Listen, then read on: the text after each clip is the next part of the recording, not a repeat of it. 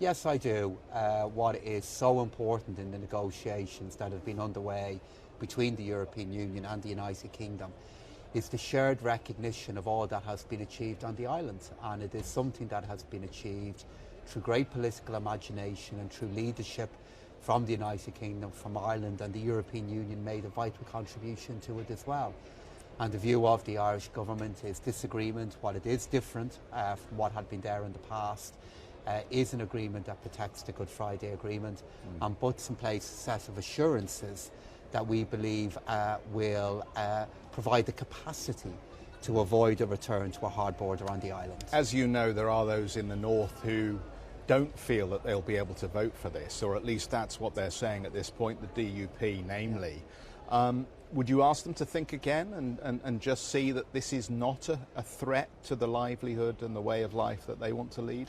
Well, again, I think given all that we've gone through over the last number of years, the wisest thing for me is to allow the DUP to form their own final conclusion in relation to what they're going to do tomorrow. And they've already offered some very strong views in relation to this.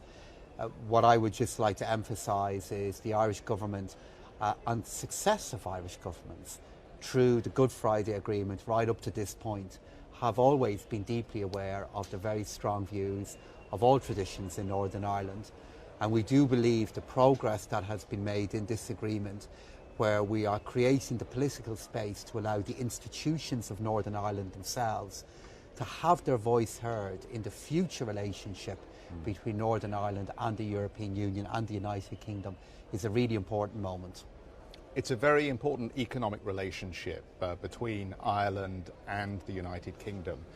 Do you see a pathway, assuming that this deal does prove to be acceptable to both the European Parliament and the UK Parliament, do you see a pathway that protects that economic relationship and allows it to grow and thrive going forward? And what does that look like to you?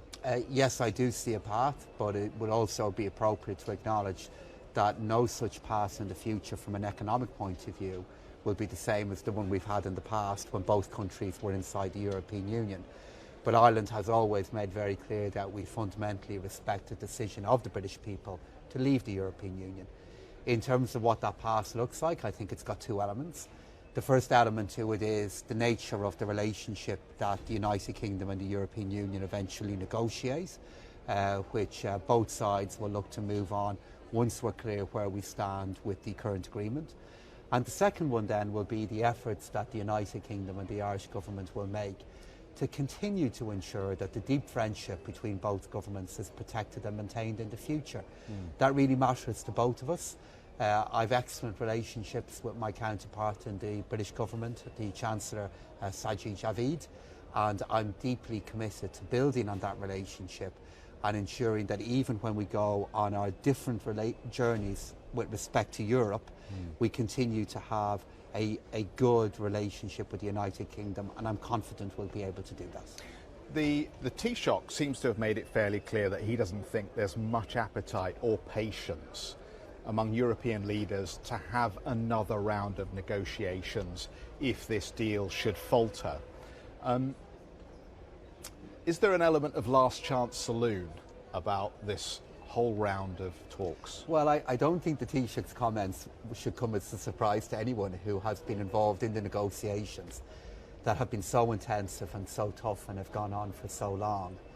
And the Taoiseach was simply making the point, which he's so right about, that we have got to another point after another prolonged period of negotiation.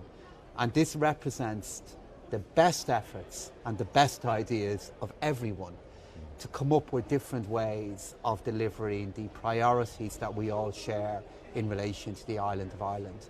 And again, I want to respect the fact now that the House of Commons will be making up their mind tomorrow in relation to this agreement. It is their decision. But what they are now going to be voting on is something that represents exhaustive efforts on behalf of the European Union, Ireland and the United Kingdom. Hi, I'm Joanna Bersecci and thank you for watching. You can check out more of our videos by clicking on the boxes on the screen. And don't forget to subscribe to our channel for more from CNBC International. Thank you for watching.